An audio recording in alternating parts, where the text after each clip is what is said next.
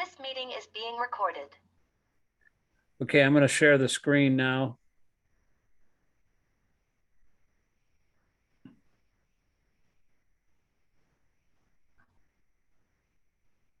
So we're on text 34.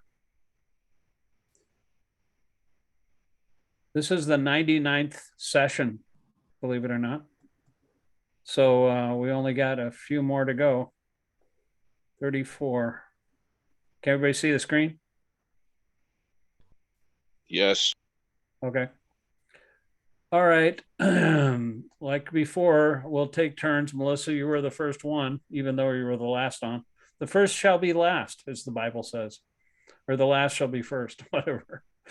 It's text 34. Yaya tu dharma karmartan dritya daryayate juna prasangena palaksankshi drita saparta rajasi.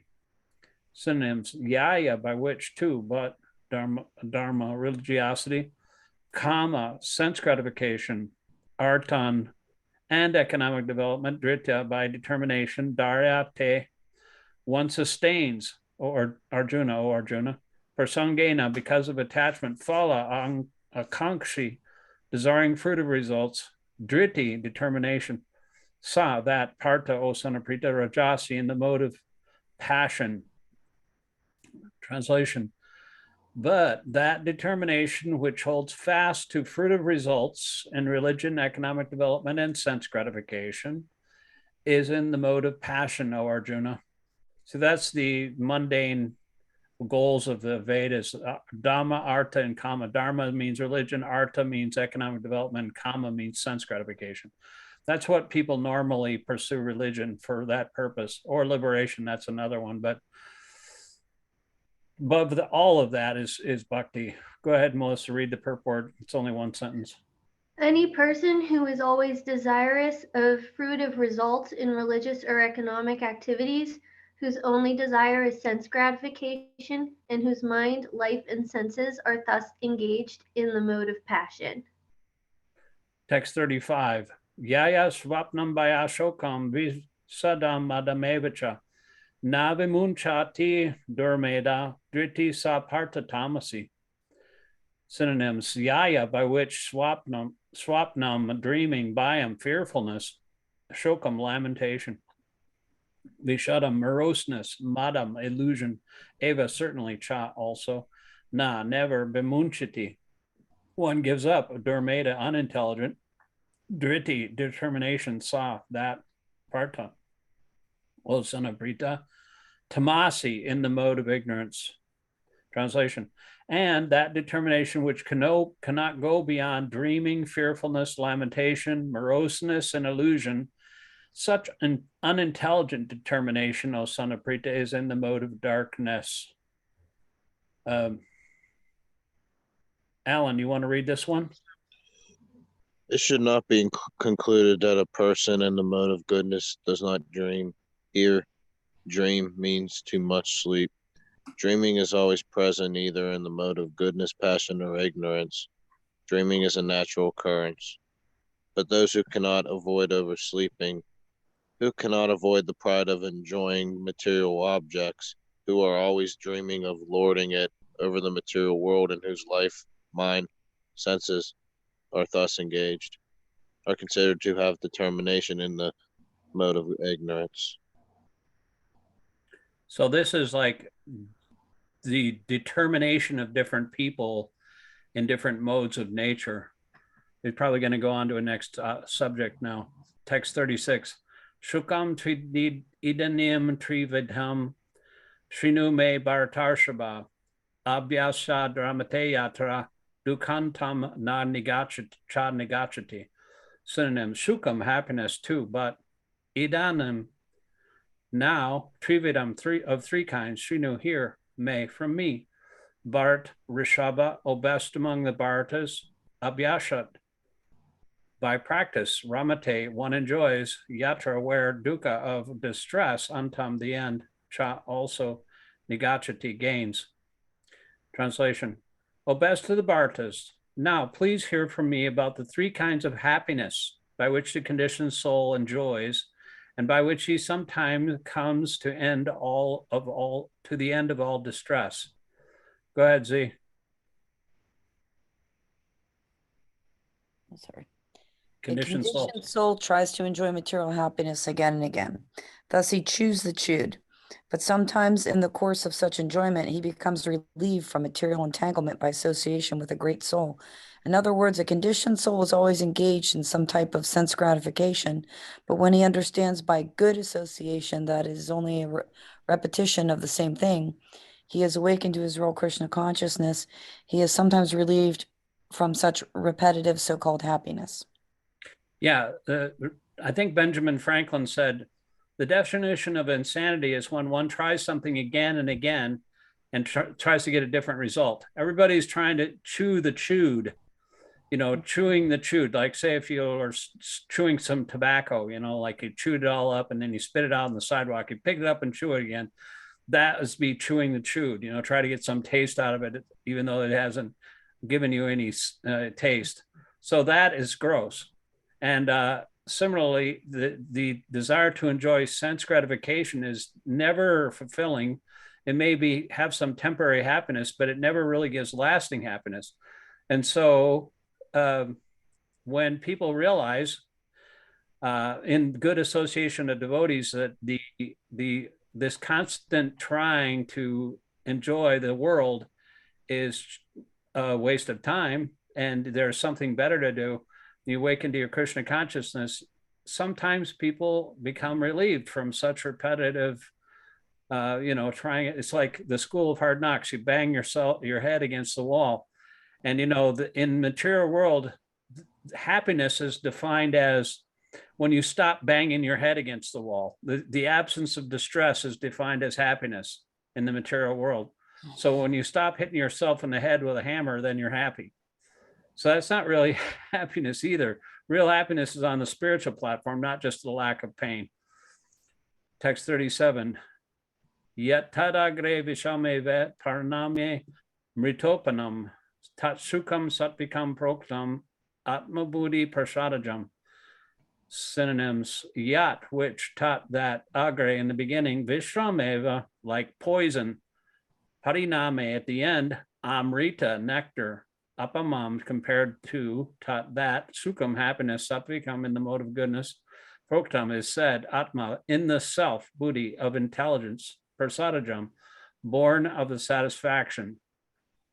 Translation: that which in the beginning may be just like poison, but at the end is like nectar, which awakens one to the self-realization, is said to be happiness in the mode of goodness. Just like going to the program, or getting up in the morning when you're a devotee and taking a cold shower and then going to the temple room and, even though it's early, and, engaging in Mangal Arti. So that may be poison in the beginning, but it's nectar at the end. That's the mode of goodness. Go ahead, Melissa.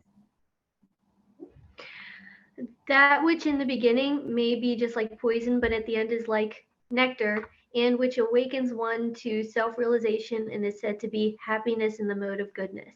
In the pursuit of self-realization, one has to follow many rules and regulations to control the mind and the senses and to concentrate the mind on the self. All these procedures are very difficult, bitter like poison, but if one is successful in following the regulations and comes to the transcendental position, he begins to drink the real nectar and he enjoys life. That's why it says austerity. Brahmanas, austerity is the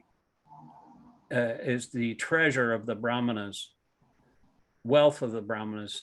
The austerity of getting up early and chanting and reading the books and all these things, which would normally be, I'd rather go and, go to the bar, get up in the morning and have, like that one song by the Doors. I woke up this morning, I had myself a beer. The end is uncertain and the future is uncertain and the end is always near. So that's like nectar in the beginning, but poison in the end. And Krishna is going to explain that in the next couple of verses here. Text 38. Visayendriyai samyogad yatad agre mritopanam pariname vishameva tad shukam rajasam shritam. Synonyms: Vishaya, of the objects of the senses, Indriya, and the senses, samyogat, from the combination yat, which taught that, Agre in the beginning, amrita upamam, just like nectar. Parimname at the end, visham eva, like poison. Tat, that. Shukam, happiness. Rajasam is in the mode of passion. Smritam is considered. Translation. That happiness which is derived from contact of the senses with their objects and which appears like nectar at the first, but poison at the end, is said to be in the mode of passion. Go ahead, Al. A young man and a young woman meet, and the senses drive the young man to see her, to touch her, and to have sexual intercourse. In the beginning, this may be very pleasing to the senses, but at the end or after some time, it is just like poison. They are separated, or there is divorce, there is lamentations, there is sorrow, etc. Such happiness is always in the mode of passion. Happiness derived from a combination of the senses, and the senses objects is always a cause of distress. It should be avoided by all means. Yeah, it's there's another verse. I think Rishabdev instructs his sons. He said, this is not a good idea just to try to derive happiness from your senses and sense objects. Everybody's running around trying to satisfy their eyes and their ears and their nose and their sense of touch and their everything. But it's not a good idea because all these things are temporary, and they give you only temporary happiness. And, like if you drink, it might be happy in the beginning, but then you have a hangover. Text 39, Yad agre chanu bande cha sukham mano hamatmana nidra lasya pramodotam tad tamasamudaritam. Synonyms: yat, that which, agre in the beginning, cha also, anubande at the end, cha also, shukam happiness, mohanam illusory, atmana of the self, nidra sleep, alasya laziness, pramada and illusion, uttam produced of, tat that, tamasam in the mode of ignorance, udaritam is said to be. Translation. And that happiness which is blind to self-realization, which is delusion from beginning to end, and which arises from sleep, laziness, and illusion, is said to be in the mode of ignorance. Go ahead, Z. One who takes pleasure in laziness and in sleep is certainly in the mode of darkness, ignorance, and one who has no idea how to act and how not to act is also in the mode of ignorance. For the person in the mode of ignorance, everything is illusion. There is no happiness either in the beginning or at the end. For the person in the mode of passion, there might be some kind of ephemeral happiness in the beginning and at the end distress. But for the person in the mode of ignorance, there's only distress both in the beginning and at the end. Yeah, I like sleep, especially if you work hard. I was thinking about making a bumper sticker. It said, I heart the mode of ignorance. My poor wife has to work so hard. She just looks forward every day to sleepy time, because she works all day, sometimes like 11, 12 hours a day. She got up at 5 o'clock in the morning this morning, and she's still working. Oh gosh, yeah, that's funny because I was just talking about this today about sleep, like with my physical therapist, because I had an early doctor's appointment that I had to make. Like it was like at 8, so it was like ridiculous, and I got up extra early. But then I noticed too, like me and my physical therapist were talking about sleep, and I was like, well, it's weird because maybe I'm getting old, and it's the thing where like you just get to a point where like I just can't like sleep long. Like it's just something, just your body wants to move and things need to, but there's a balance too, because I understand working long shifts, and there were some days I literally couldn't walk after like 2 16-hour shifts straight, and I just Oh yeah, there's it's a a limit balance, to I think, the human body. Yeah. Anyway, okay. Of course, if you're self-realized, the sages and the Goswamis of Vrindavan and Prabhupada, even Prabhupada, he only slept a couple hours a night. He was like amazing. He was like in his 70s, but he didn't even get already. He went to sleep at around 10 o'clock, and then he got up at like 2 o'clock in the morning and started writing. Wow. That's crazy. It's like you can't do that unless you're on the transcendental platform, though. You're deriving energy from Krishna himself. Yeah. And if you don't wear out your body completely, the body can only take so much without being completely worn out. But if your mind is like on the transcendental platform, you can actually transcend sleep. You know, animal life means eating, sleeping, mating, and defending. And Prabhupada said that human life means no eating, no sleeping, no mating, and no defending. I mean, that's just taking it to the extreme, but that's the goal, you know, just to reduce all these things to the bare minimum so we can rise above the animal stage. Text 40. Natat asti prativyam va divi deveshu va puna satvam prakriti jar mukam yad ebi syat tabir gunai. Synonyms: na, not; tat, that; asti, there is; prativyam, on the earth; va, or; divi, in the higher planetary systems; deveshu, among the demigods; va, or; puna, again; sattvam, existence; prakriti, born of material nature; muktam, liberated; yat, that; ebi, by the influence of these; syat, is; tribi, three; gunai, modes of material nature. Translation: there is no being existing either here or among the demigods in the higher planetary systems which is free from these three modes born of material nature.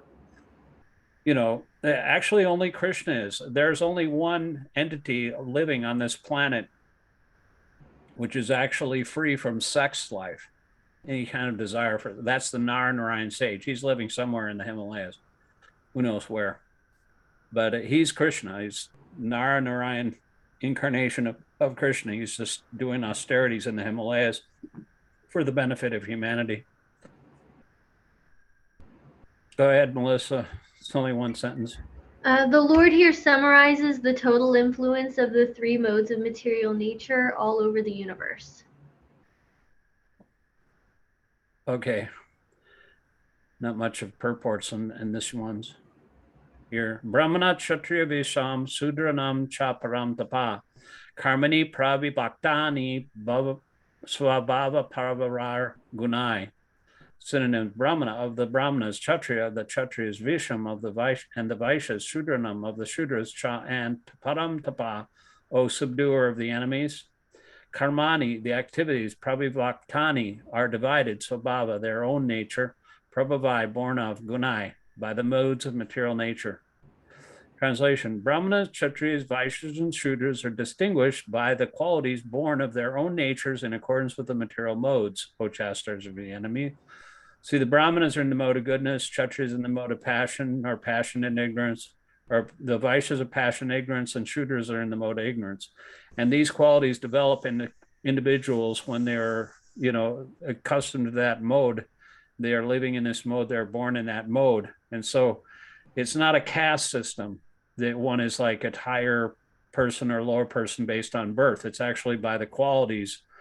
They're distinguished by the qualities. This system of the Varnashram divisions of society, Brahmanas are like the head, Kshatriyas are like the arms, Vaishyas are the legs, or the stomach, and the Shudras are like the legs.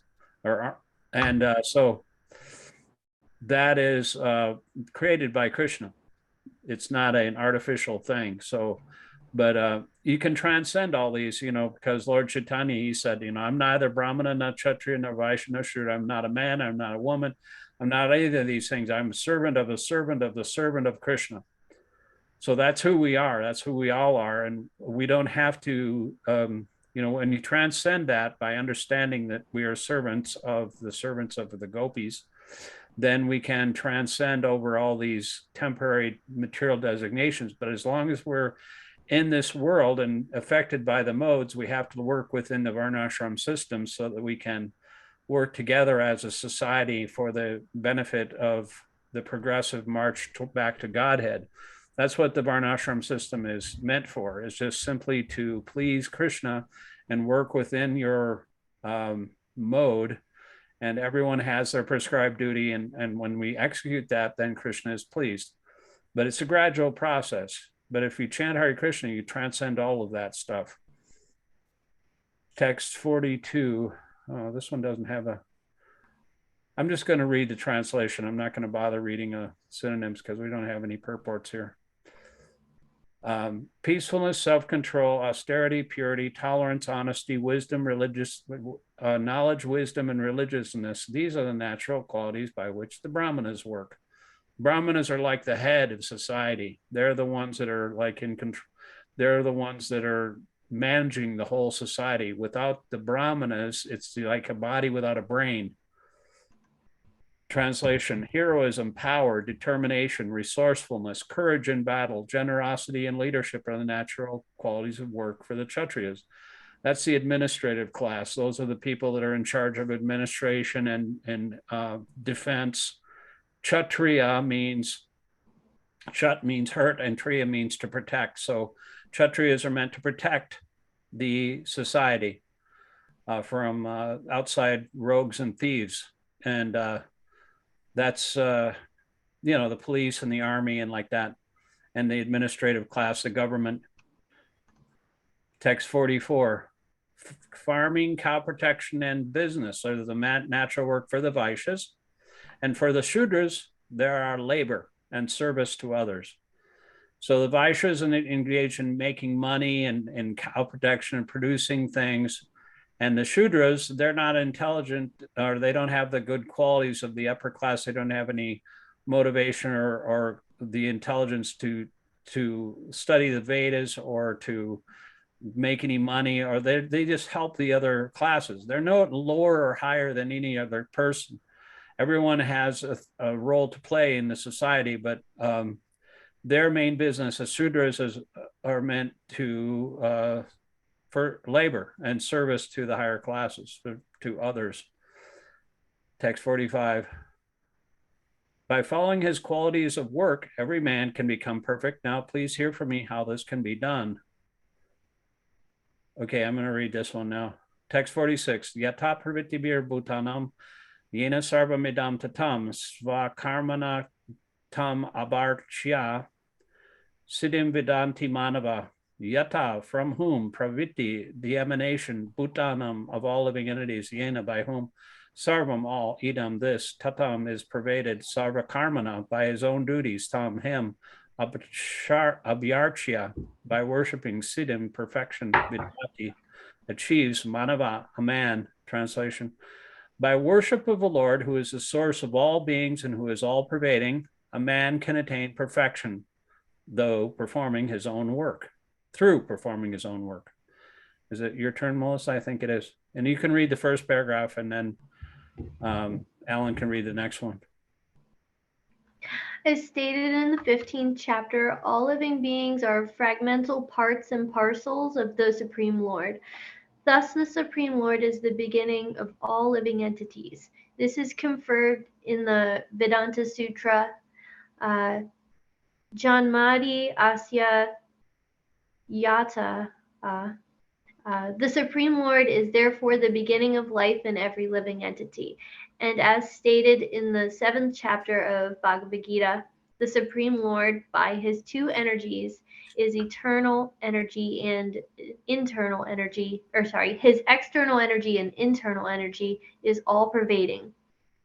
Therefore, one should worship the Supreme Lord with his energies. Generally, the Vaishnava devotees worship the Supreme Lord with his internal energy. His external energy is a perverted reflection of the internal energy. The external energy is a background, but the Supreme Lord, by the expansion of his planetary portion as Paramatma, is situated everywhere.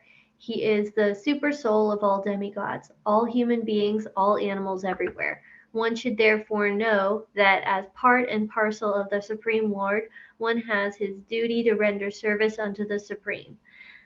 Everyone should be engaged in devotional service to the Lord in full Krishna consciousness. That is recommended in this verse. Okay, Alan, go ahead. Everyone should think that he is engaged in a particular type of occupation by Rishikesh, the master of the senses, and by the result of the work in which one is engaged. The Supreme Personality of Godhead, Shri Krishna, should be worshipped. If one thinks always in this way in full Krishna consciousness, then by the grace of the Lord he becomes fully aware of everything. That is the perfection of life. The Lord says in Bhagavad-gītā, Tasam aham sahamudra. The Supreme Lord himself takes charge of delivering such a devotee. That is the highest perfection of life. in whatever occupation one may be engaged. If he serves the Supreme Lord, he will achieve the highest perfection. Yeah, it doesn't matter what you are, what you're doing, whatever occupation you're doing. If you do that for Krishna, Krishna says in Bhagavad-gītā later on, or an earlier chapter, he says, "Yat karoshi yat desnasi yat josi the dāsa yat tapasya sikonte yat kurushva madarpanam." Whatever you do, whatever you eat, whatever you offer, give away, whatever austerities you perform, do it as an offering unto me. So you do that, and Krishna is pleased. Even if you're working in a hellish condition like a factory, you're pushing the buttons. Prabhupada said to push a button for Krishna. You chant Hare Krishna while you're pushing the buttons. Text 47. Shreyan svadamo viguna paradharmat svanustitat svabhavaniyatam karma kurvan napnoti kilbisam. Synonyms: Shreyan, better; svadharma, one's own occupation; viguna, imperfectly performed; paradharma, than another's occupation; su anustitat, perfectly done; swadbhava niyatam, prescribed according to one's nature; karma, work; kurvan, performing; not, never; apnoti, achieves; kilbisham, sinful reactions. Translation: it is better to engage in one's own occupation, even though it may be performed imperfectly, than to accept another's occupation and perform it perfectly. Duties prescribed according to one's nature are never affected by sinful reactions. I think it's your turn, right, Melissa? Yeah. One's occupational duty is prescribed in Bhagavad-gītā, as already discussed in previous verses.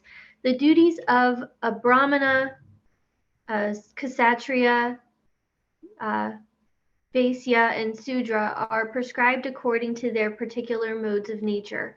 One should not imitate another's duty. A man who is by nature attracted to the kind of work done by Sudras should not artificially claim to be a Brahmana. Although he may have been born into a Brahmana family, in this way one should work according to one's own nature. No work is abominable if performed in the service of the Supreme Lord. The occupational duty of a Brahmana is certainly in the mode of goodness, but if a person is not by nature in the mode of goodness, he should not imitate the occupational duty of a Brahmana. For a Kshatriya, or administrator, there are so many abominable things. A Kshatriya has to be violent to kill his enemies, and sometimes a Kshatriya has to tell lies for the sake of diplomacy. Such violence and duplicity accompany political affairs, but a Kshatriya is not supposed to give up his occupational duty and try to perform the duties of a Brahmana. Go ahead, Zoe. One should act to satisfy the Supreme Lord. For example, Arjuna was a Kshatriya. He was hesitating to fight the other party. But if such fighting is performed for the sake of Krishna, the Supreme Personality of Godhead, there need be no fear or degradation. In the business field also, sometimes a merchant has to tell so many lies to make a profit. If he does not do so, there can be no profit. Sometimes a merchant says, "Oh, my dear customer, for you I am making no profit." But one should know that without profit, the merchant cannot exist. Therefore, it should be taken as a simple lie if a merchant says that he is not making a profit. But the merchant should not think that because he is engaged in an occupation in which telling of lies is compulsory, he should give up his profession, but pursue the profession of a Brahmana. That is not recommended. Whether one is Kshatriya, a Vaishya, or a Sudra doesn't matter. If he serves by his work the Supreme Personality of Godhead, even Brahmanas who perform different types of sacrifice sometimes must kill animals, because sometimes animals are sacrificed in such ceremonies. Similarly, if a Kshatriya engaged in his own occupation kills an enemy, there is no sin incurred. In the third chapter, these matters have been clearly and elaborately explained. Every man should work for the purpose of a yajna, or for Vishnu, the Supreme Personality of Godhead. Anything done for personal sense gratification is a cause of bondage. The conclusion is that everyone should be engaged according to the particular mode of nature he has acquired, and he should decide to work only to serve the supreme cause of the Supreme Lord. It's a lot. Okay, yeah. So let's see here. We got like 8 minutes and 44 seconds left. I got to text my wife and say she's ready with her dinner because I started late. I'm just going to text her and tell her in about 10 minutes here.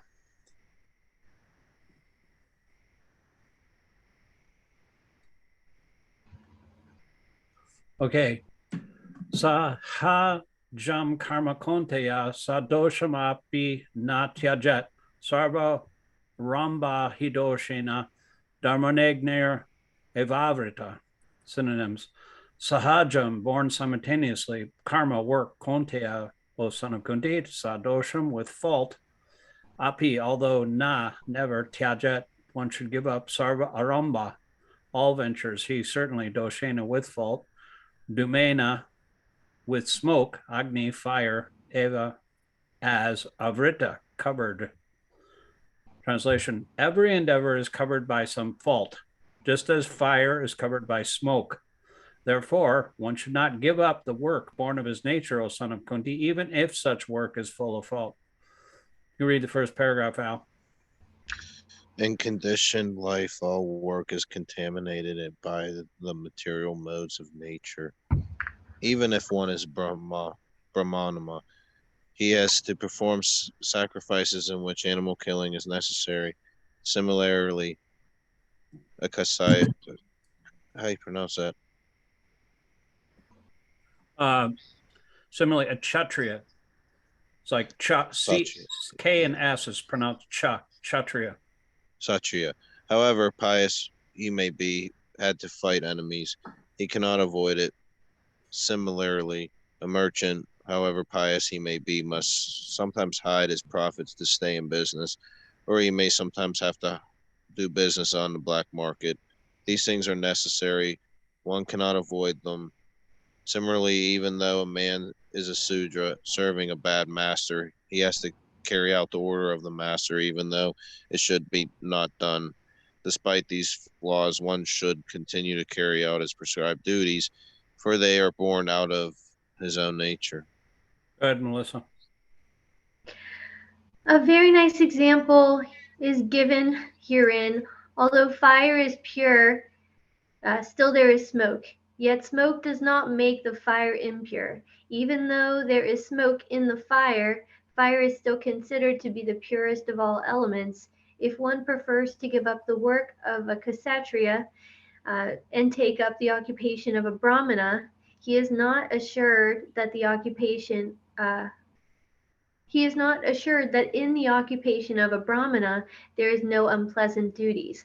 One may then conclude that in the material world no one can be completely free from contamination of material nature. This example of fire and smoke is very appropriate in this connection. When in wintertime one takes a stone from the fire, sometimes smoke disturbs the eyes and other parts of the body, but still one must use the fire despite disturbing conditions. Similarly, one should not give up his natural occupation because there are some disturbing elements. Rather, one should be determined to serve the Supreme Lord by his occupational duty in Krishna consciousness.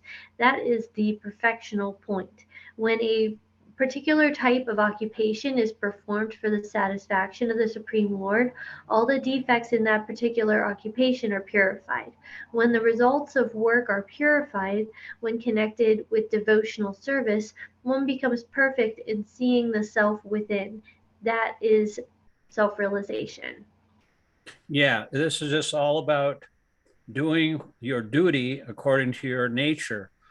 You know, if you're a thinker, maybe you're a Brahmana, you read the scriptures. If you are interested in collecting money and, you know, So if you're in the mafia, you're in the mafia, then you act in the mode of ignorance and you drink and you kill people.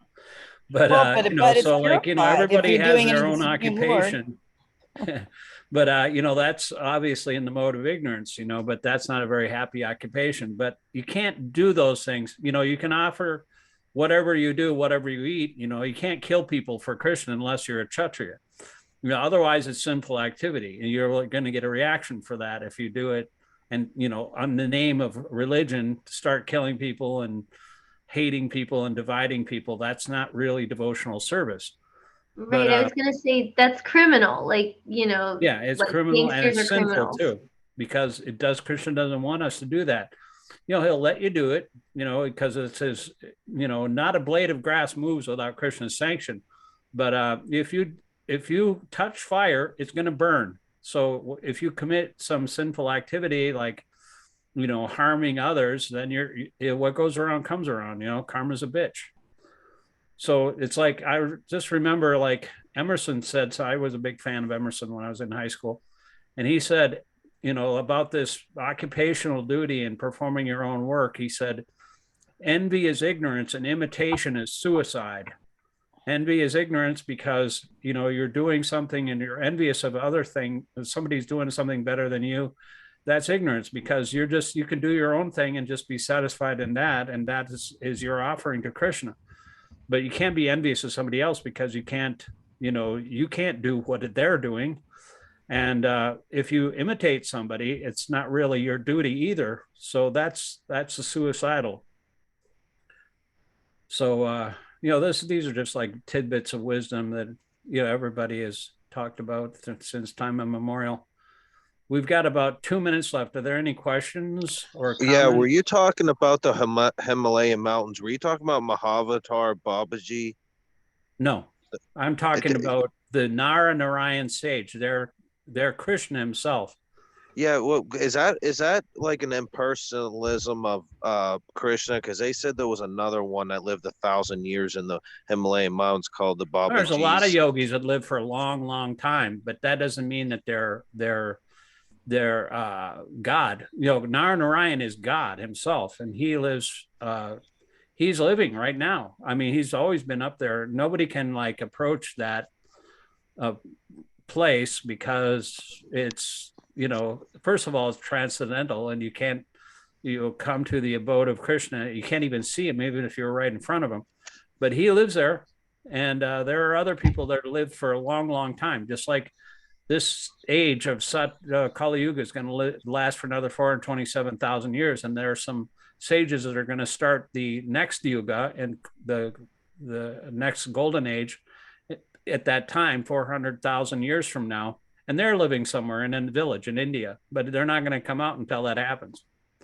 But yeah, there's so many people that can live a long time, but trees also live a long time. It's not really that great of a thing. But there's only 1 minute left. Anybody else have any questions or comments?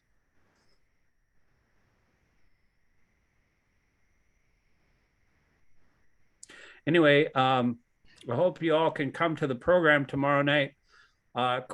Anyone who was at my party, Christmas party, that person that played guitar, Krishna Chaitanya, he's going to be there. Yeah, he's going to be there with his wife, and so that should be good. He's a good kirtan leader, and so I hope everybody can come to that. I'll be there. And thanks for letting us know. Might be running. Yeah. It's well, I let you know, Alan, because you're not getting any of these texts. I'm going to ask. Are you on WhatsApp, Alan? No. Oh, okay. Well, I'll tell you then, whatever's going on. All right. We'll talk to you guys later. Thank you very much. Hare Krishna. Thanks, Melissa. Haribo. Thanks, Alan. Hardy Bo, guys. Okay. See you tomorrow. Yep. See you next week too.